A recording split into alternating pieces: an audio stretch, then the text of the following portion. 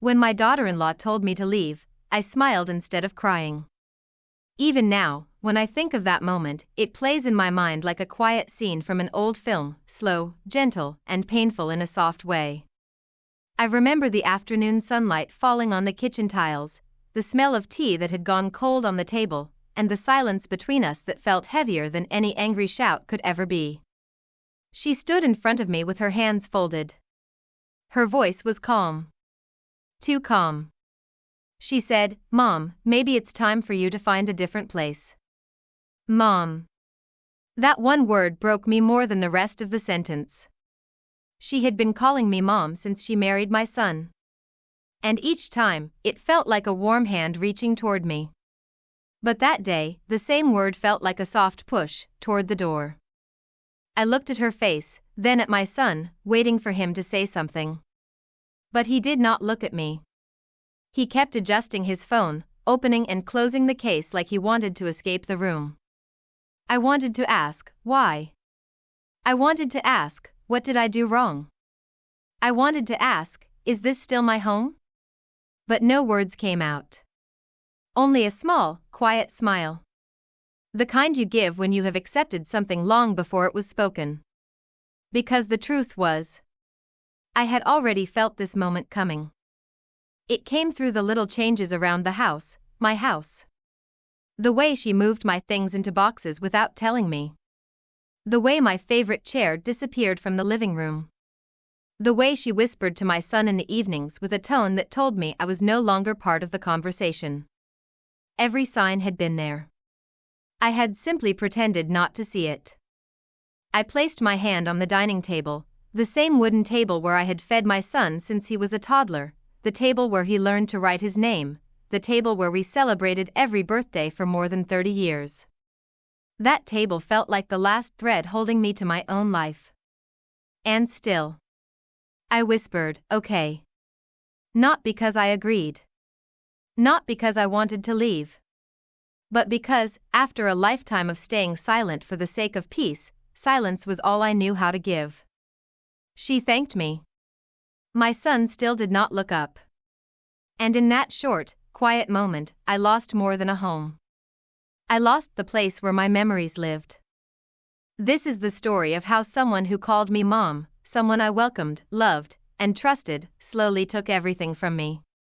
But it is also the story of how I learned something important.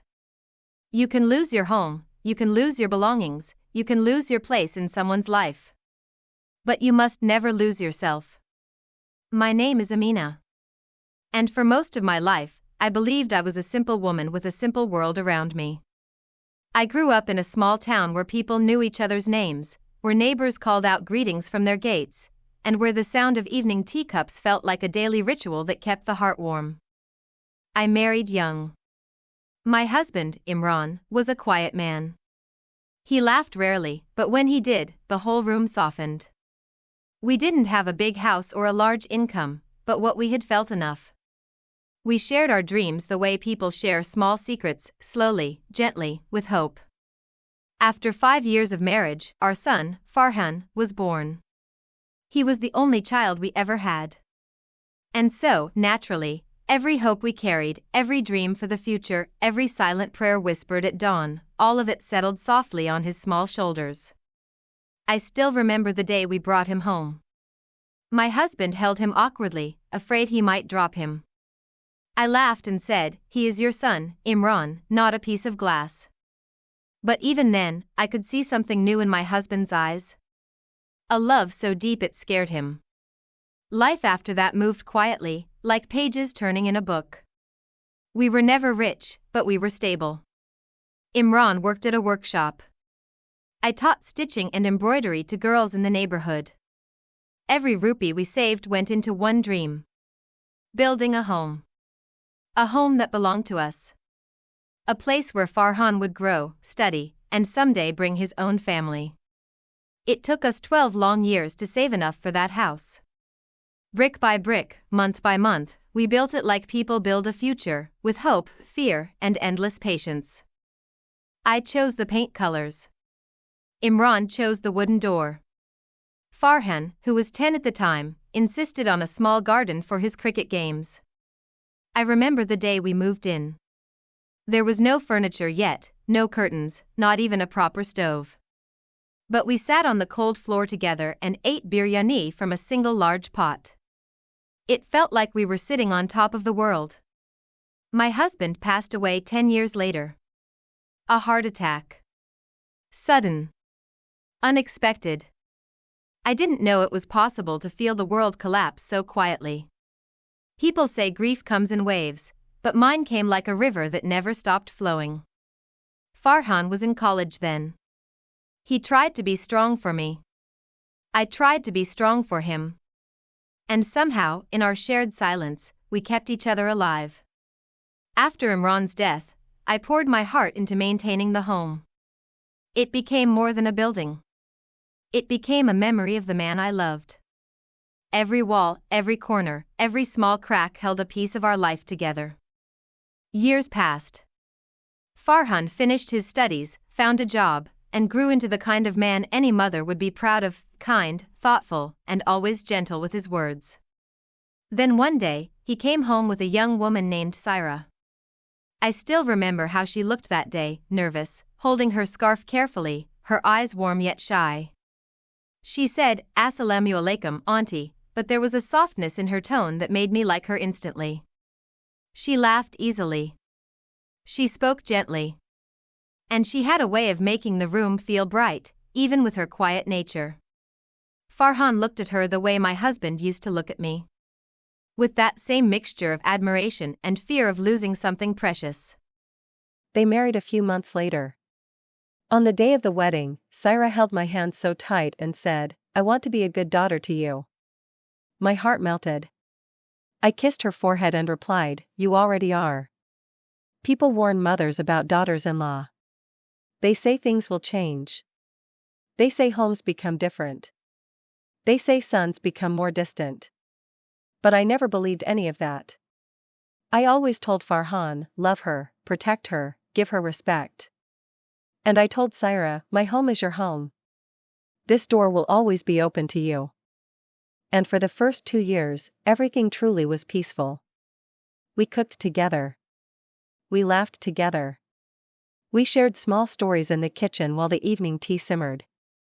Sometimes Syra would rest her head on my shoulder after a long day and say, "Mom, I don't know what I would do without you."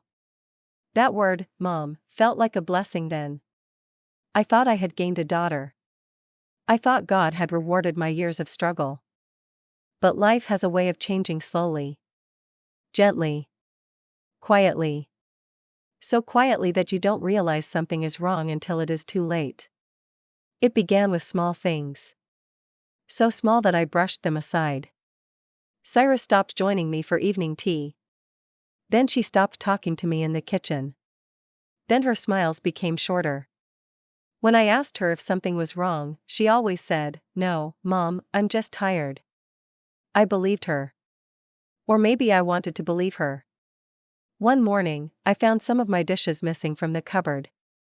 When I asked about them, she said she had put them in storage because she wanted new things. Again, I said nothing. Another day, she rearranged the whole living room. My favorite chair, the old wooden one Imran used to sit on, was gone. "Where is the chair?" I asked gently.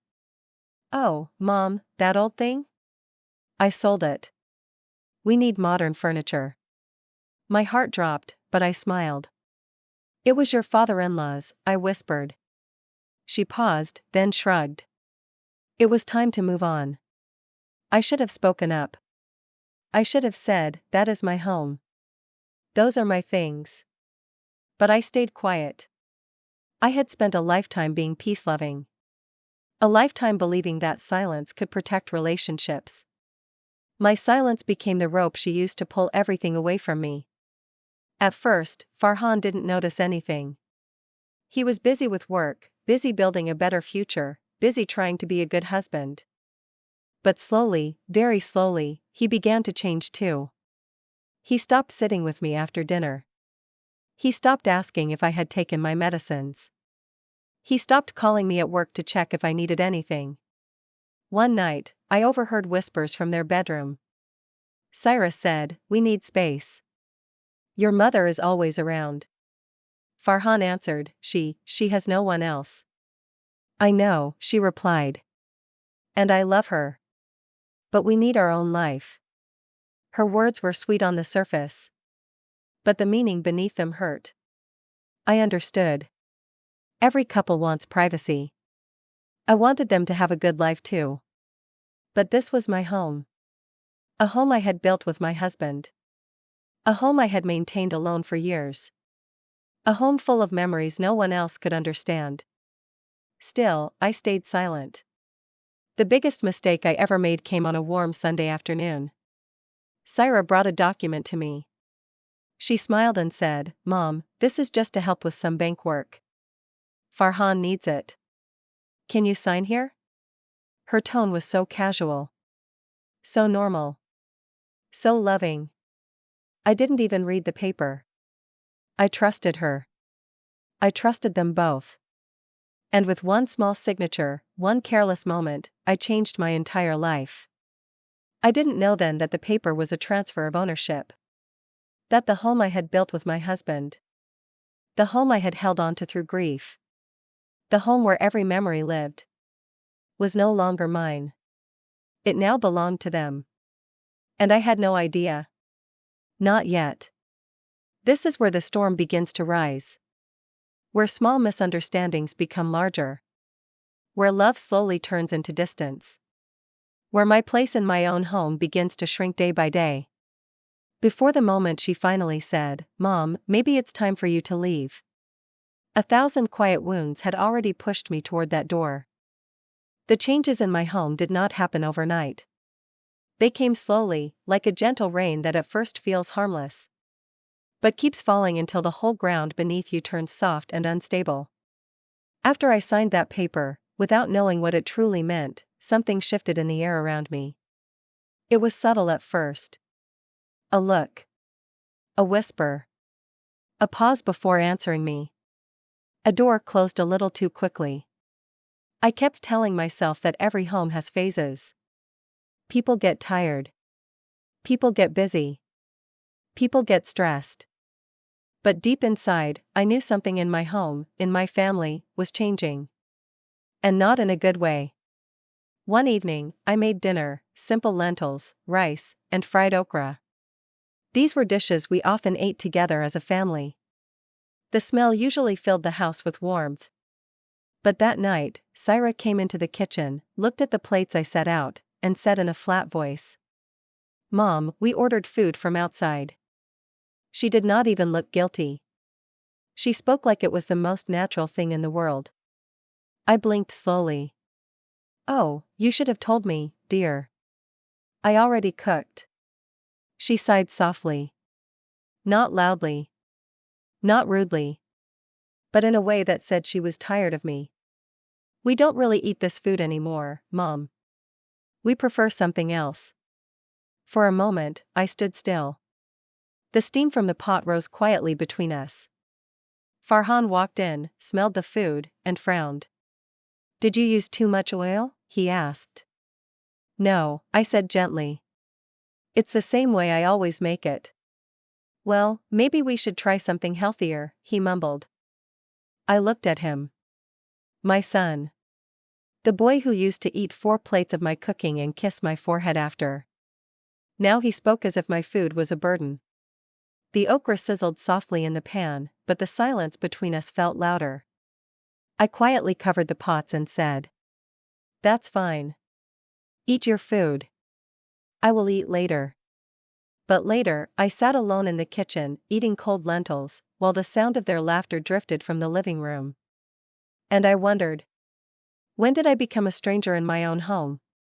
A few weeks later, I noticed something strange. Farhan and Syra had started locking their bedroom door from the inside. It wasn't unusual for a couple to want privacy, of course. I wasn't upset about that. But what bothered me was the way they did it.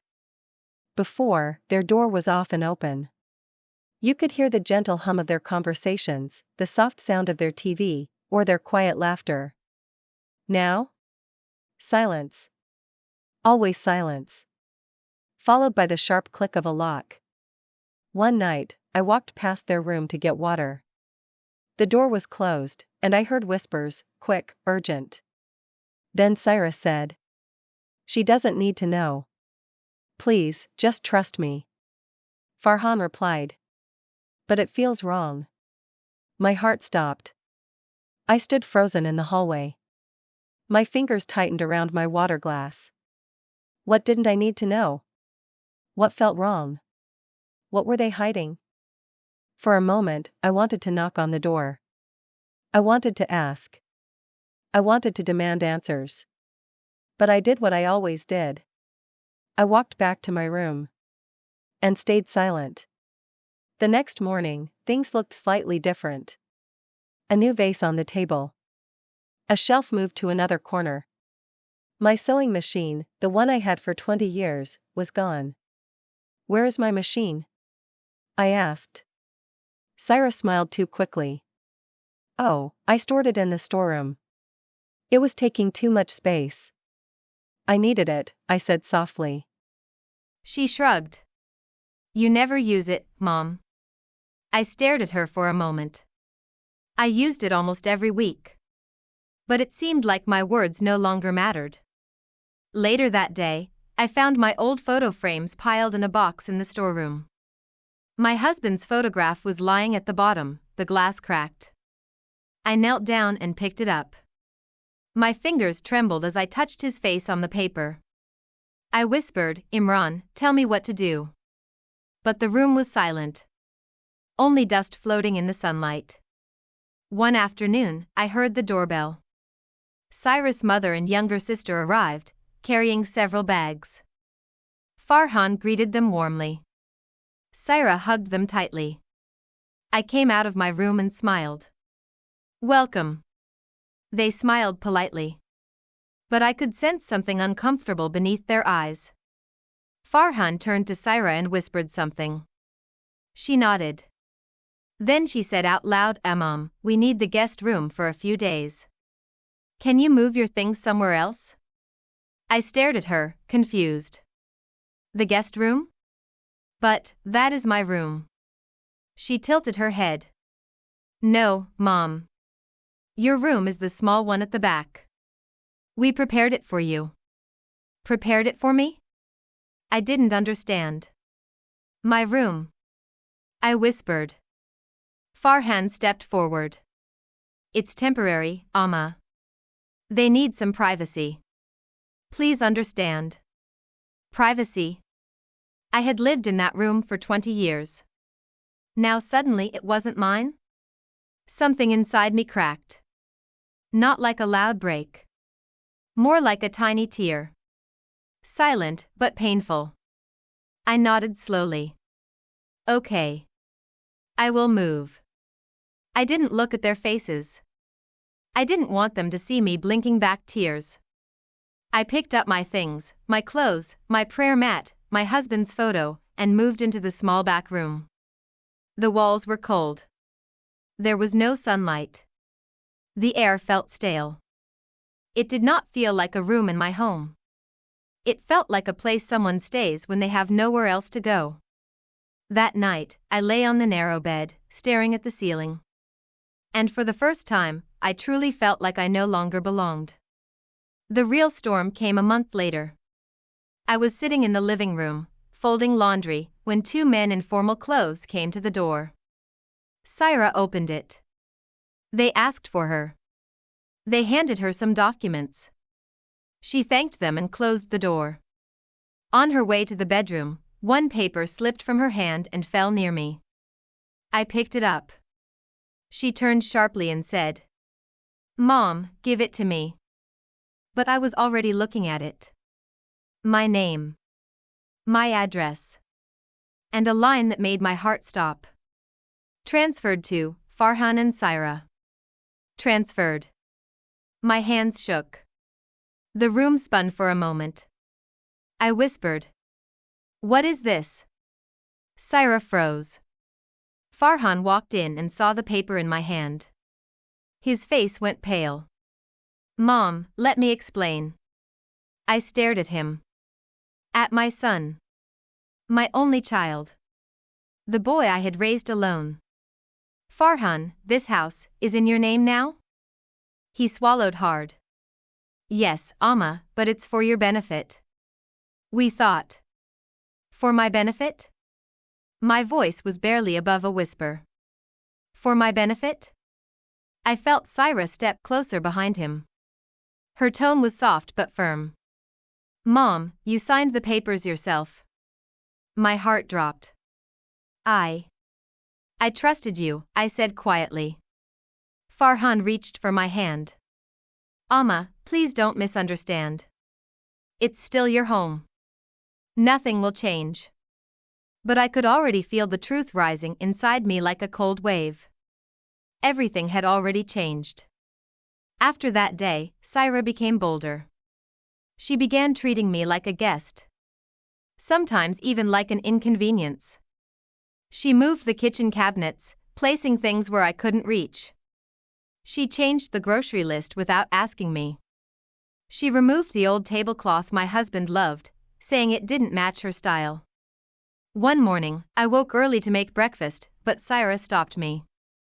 Mom, please don't cook today. We're trying a new diet. I nodded and stepped aside. Later, Farhan came out hungry and frustrated. Amma, why didn't you make parathas today? I was craving them. Before I could reply, Syra said, she knew, but she didn't bother. Farhan looked at me with confusion. Amma? I froze. My chest tightened. I didn't know. Syra rolled her eyes. Oh, come on, Mom. Farhan sighed, disappointed. I felt something inside me break again. Every day, these small cuts kept coming. Little stabs. Little lies. Little ways of pushing me out. Cyrus' mother and sister stayed for a week. Then 2 weeks. Then more. I waited for them to leave. I waited for my room to be returned to me. But one evening, I overheard Syra say, they'll stay here permanently. Mom's room suits them perfectly. Farhan said nothing. Not a word.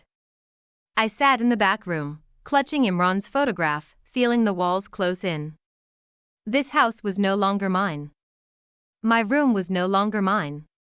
Even my kitchen, no longer mine. I was becoming a shadow. A quiet presence people stepped around. One afternoon, Cyrus' relatives invited guests. The house was full of people. Laughter. Chats. The smell of food. I sat quietly, helping with a few tasks. Then Cyrus' aunt handed me a basket of dishes and said, please wash these, Auntie. The maid didn't come today. Maid. The word burned. I looked at Farhan, hoping he would correct her. Hoping he would say, that's my mother. But he stayed silent. His eyes lowered. I carried the dishes to the sink. My hands trembled. The water ran warm over my fingers, but inside, everything felt cold. That was the first day I cried in the bathroom. Not loudly. Not violently. Just soft tears that rolled silently as I sat on the floor. And still. I stayed. Because it was my home. Or at least, I wanted to believe it still was. A few days later, I found a suitcase near the living room. My clothes. My belongings. Neatly packed. I stared at it with disbelief. Syra came out of the bedroom. Oh, Mom. I packed your things. I thought it might help you be more organized. But her eyes said something else. Her tone said something else. And my heart understood the truth. This was the beginning of the end. My place in the house was shrinking. My existence felt like an inconvenience.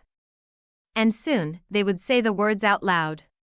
The words I had been afraid of since the first small change. The words that would break the last piece of my heart. Mom, maybe it's time for you to leave. And when that moment finally came, I did not cry. I smiled. Because sometimes, a quiet heartbreak hurts more than a loud one. The day everything truly broke did not begin loudly. There was no shouting. No fight. No storm outside the window. It began quietly, almost peacefully. With a morning sun that felt too soft for the pain that was coming. I woke early, as I always did. I washed my face, prayed far, and sat by the small window in the back room, the room that had become my world. The faint light came in through the dirty glass, and for a moment, I allowed myself to remember better mornings. Mornings when my husband would be making tea. Mornings when my son would still be asleep, curled like a baby. Mornings when my home felt warm, full, and alive.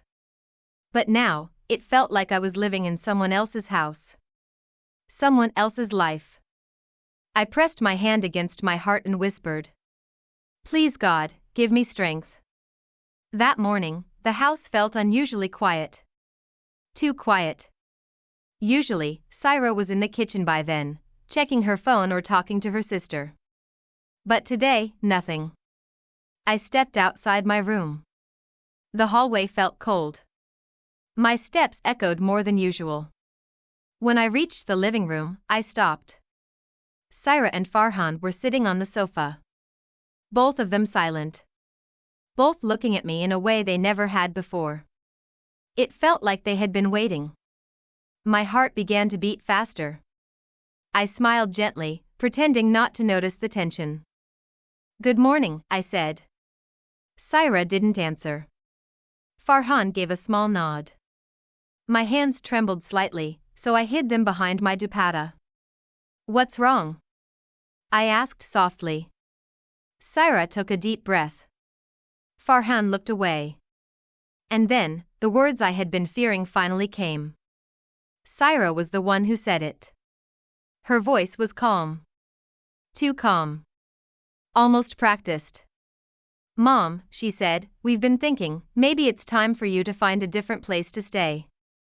A place where you can be comfortable." The word mom hit me first. It used to feel warm. Now it felt like a gentle push toward a cliff. I looked at Farhan. My son. My only child. He did not look at me. "Farhan?" I whispered.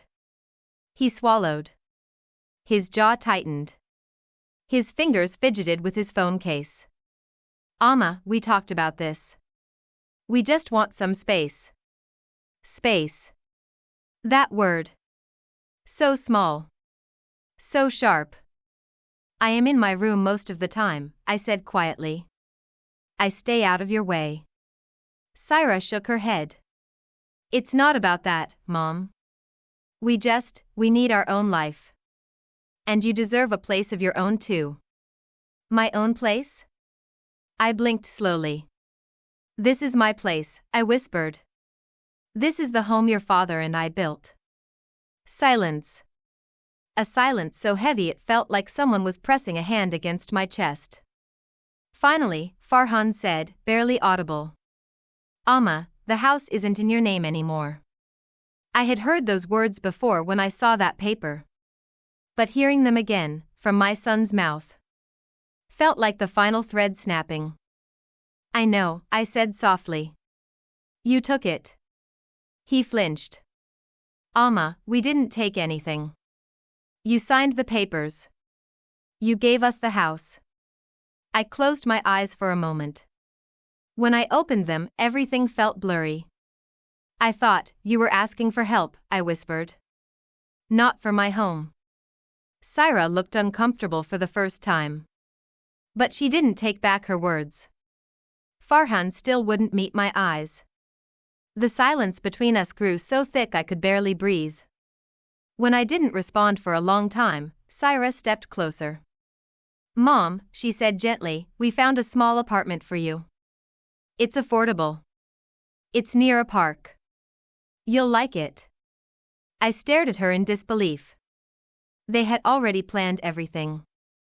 Already decided. Already arranged my new life. Without asking me. Without even telling me until now. My voice shook. You already found a place? Before talking to me? Syra nodded like it was the most natural thing. We wanted to make things easy for you. For me. Always for me. I sat down slowly because my legs felt weak. So, this is not a question, I whispered. This is a decision. Farhan finally looked up. His eyes were unsure. But he stayed silent. Silence was an answer too. I looked around the living room. The new furniture. The new curtains. The new decorations. Nothing felt like mine anymore. Syra placed a hand on Farhan's arm. Then she looked at me and said, Mom, you can stay a few weeks if you want. We won't rush you. My heart dropped. A guest. In my own home. I felt something inside me crumble softly. I stood up slowly, holding on to the edge of the sofa. Thank you, I whispered. For giving me a few weeks, in the house I built. Farhan winced. Amma, please don't make this harder. I looked at him for a long moment. Really looked at him. The boy who once cried on his first day of school. The boy who held my hand during storms. The boy who promised he would take care of me when I grew old. Now couldn't even defend my place in my own home. Strangely, I didn't cry.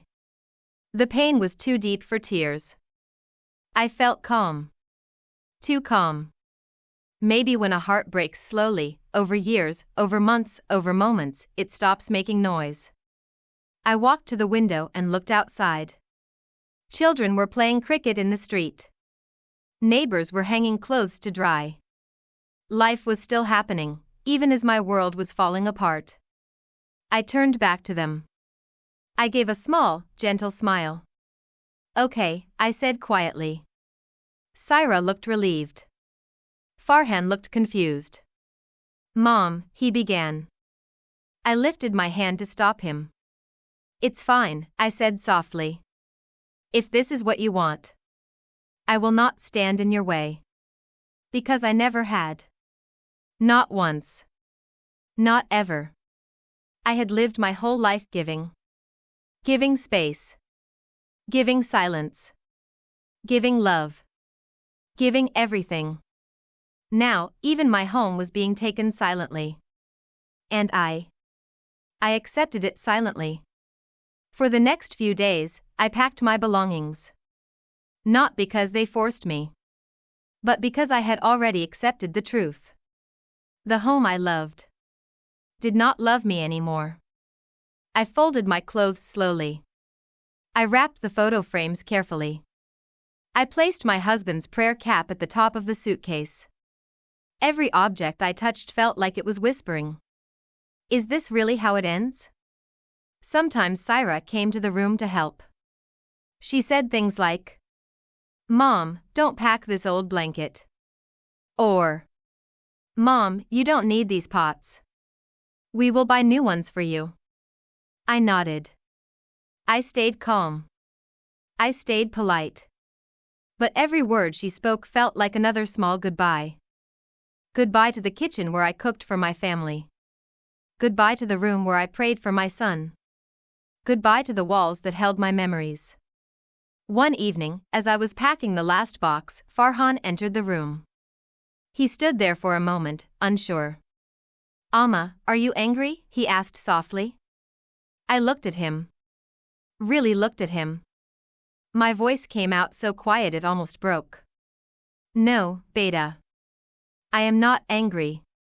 I am just tired. He sat beside me. For a moment, I thought he would say something. Anything. But he said nothing. Silence again. Always silence. That night, I sat alone in the back room. The house was quiet. Everyone was asleep. I held my husband's photograph close to my chest. I tried, Imran, I whispered. I tried to keep our home alive. But I couldn't. I thought of all the years. All the sacrifices. All the love. I wondered if I had done something wrong. If I had been too soft. Too quiet. Too trusting. But then I reminded myself. Loving your family is not a mistake. Trusting them is not a mistake. Believing in them is not a mistake. The mistake was theirs. Not mine. I placed the photograph gently in the suitcase. I zipped it up slowly. And as the zipper closed, it felt like I was closing a whole chapter of my life. A chapter one never thought would end this way. When morning came, I folded my prayer mat.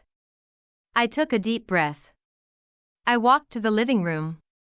Farhan and Saira were waiting. Farhan tried to smile.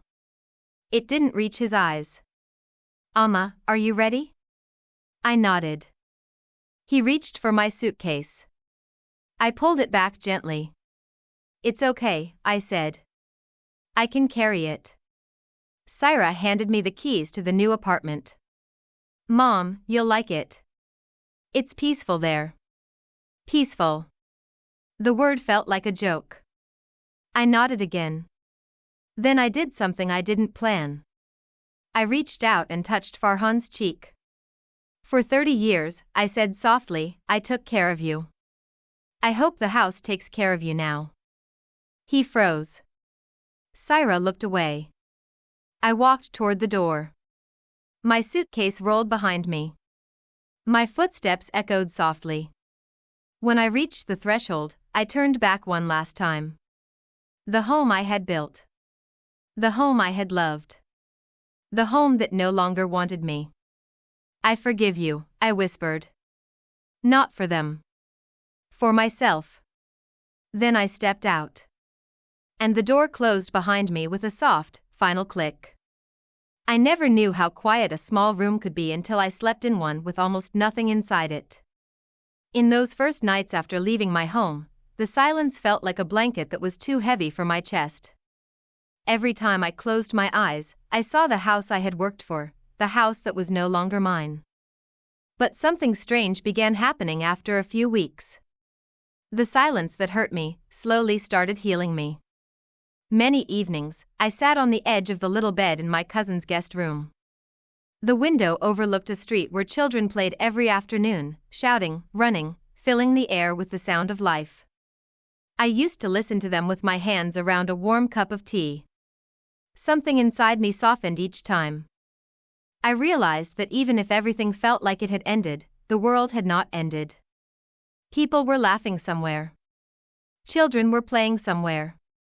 Life was continuing. And if life could continue outside, maybe it could continue inside me, too. One morning, my cousin knocked on the door with a smile. "Amina," she said, "why don't you come with me to the community center today?" I looked at her, confused. Community center? For what? Just a women's tea circle. Nothing big. They sit, they talk, they laugh. Come. It will be good for you. At first, I wanted to refuse. I felt too broken. Too ashamed. Too empty to sit among people and pretend I was fine. But something in her voice, something in the gentle way she asked, made me nod. When we arrived, I felt nervous. The room was warm, filled with the smell of cardamom tea, and the soft sound of women sharing stories. Some were older, some younger. Some laughed loudly. Some sat quietly. My cousin introduced me. "This is my cousin, Amina. She's staying with me for a while." No one asked why. No one stared with judgment. No one whispered. One woman simply moved her chair and said, "Sit here next to me. You look kind." I like kind people. For the first time since leaving my home, I felt a small thread of comfort. A small thread of belonging. And sometimes, a single thread is enough to begin sewing a torn heart. Weeks passed. I kept going to the tea circle. The women there talked about everything: children, food, neighbors, the weather, even silly things that made everyone laugh. I listened more than I spoke.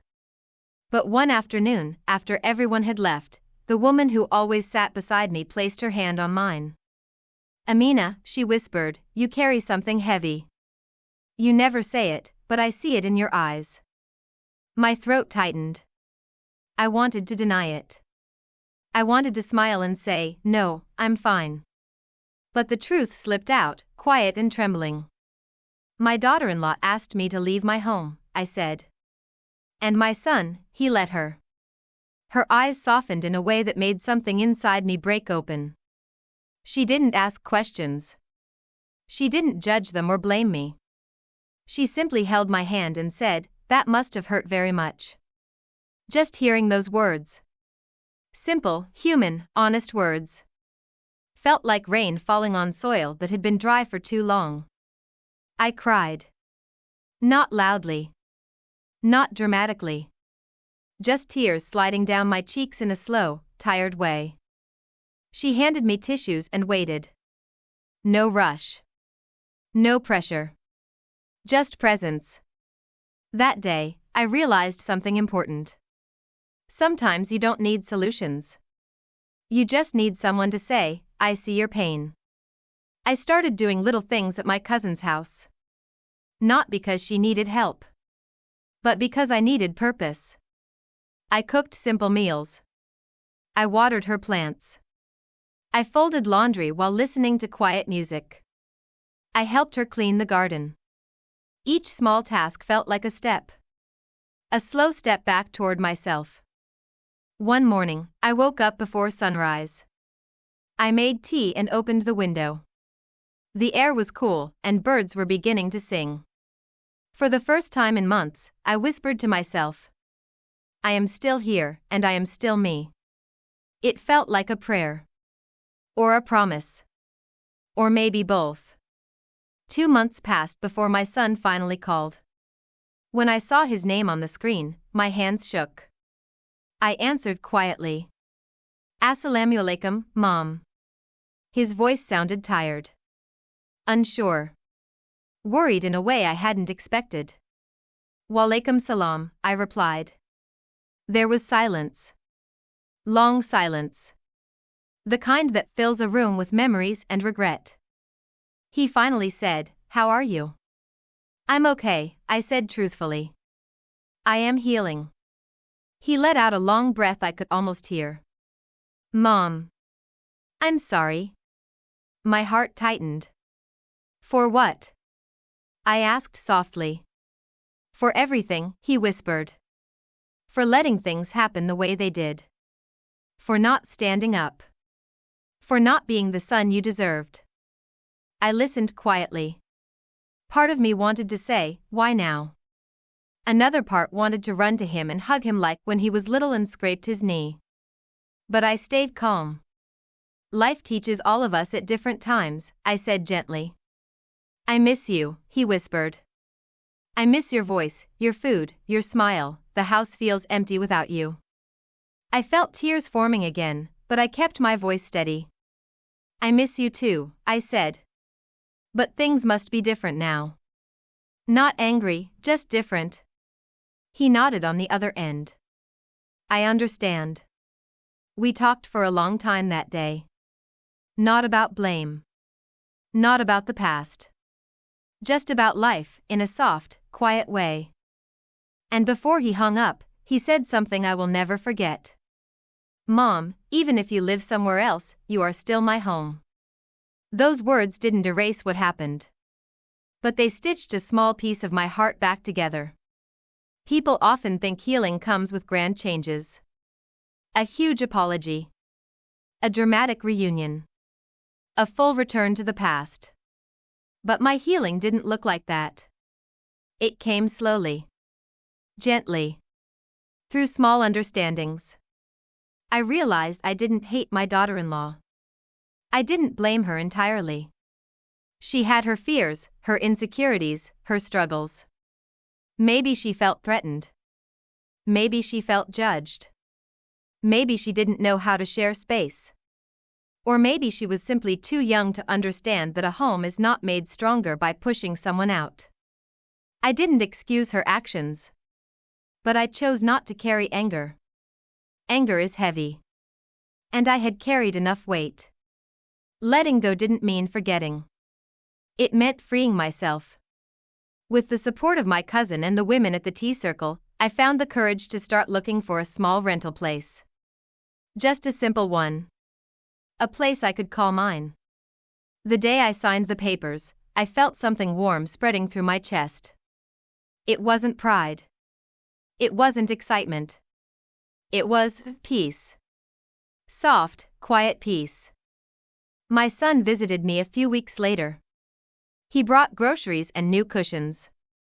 He asked before touching anything. He hugged me so tightly I felt his regret in his arms. The healing between us was slow. But it was real. As for my daughter-in-law, she didn't come with him. Not yet. And I accepted that. People grow at their own pace. Maybe one day she will come. Maybe she will say sorry. Maybe we will sit across from each other with understanding instead of tension. Maybe. But I don't wait for it. I don't depend on it. I am building a life where my happiness does not sit in someone else's hands.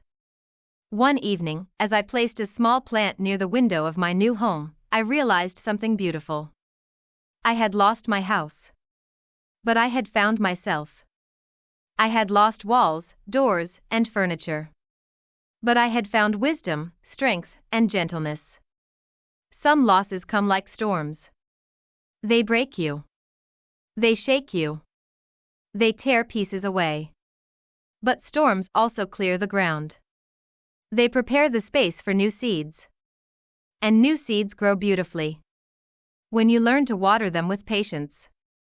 Sometimes I sit by the small window in my new home and watch the evening sky turn soft shades of orange and pink. It is a simple view. Nothing grand. Nothing special. But every time I look at it, I feel a quiet sense of peace, a peace I never knew I needed. I often think about the journey that brought me here. A journey that began with pain, silence, and loss. And led me to a place of understanding, strength, and calm acceptance. There was a time when I believed that losing my home meant losing everything. But now I know something different. A home is not just walls and rooms. A home is the space you carry inside your heart. Your values, your memories, your love, your courage. No one can steal that from you. Not even someone who once called you mom. If there is one thing I learned, it is this. Sometimes life takes away what you built, so you can build something new with stronger hands. We often think strength means standing tall through every storm. But true strength can also be quiet. True strength can be letting go. True strength can be choosing peace over bitterness. Because bitterness is heavy. Forgiveness, real, gentle forgiveness, is light. I do not forgive what happened because it was right. I forgive because I want my heart to rest. I want my spirit to breathe freely. I want to walk forward without dragging old wounds behind me. That is a kind of freedom no one can give you. And no one can take away. My son visits me every week now. We sit, talk, share meals, and laugh softly at old memories. We are rebuilding slowly. Carefully. With patience. Like repairing a fragile vase. One crack at a time. There are still topics we do not touch. There are still moments where guilt flickers in his eyes. But healing is not about perfection. It is about intention. And his intention, his desire to mend what was broken, is enough for me right now. My daughter-in-law has not come yet. But I am no longer waiting with pain in my heart. Whenever she is ready, I will listen. And if she never comes, I will still be okay. Life has already given me more peace than I had before. And peace is a precious gift.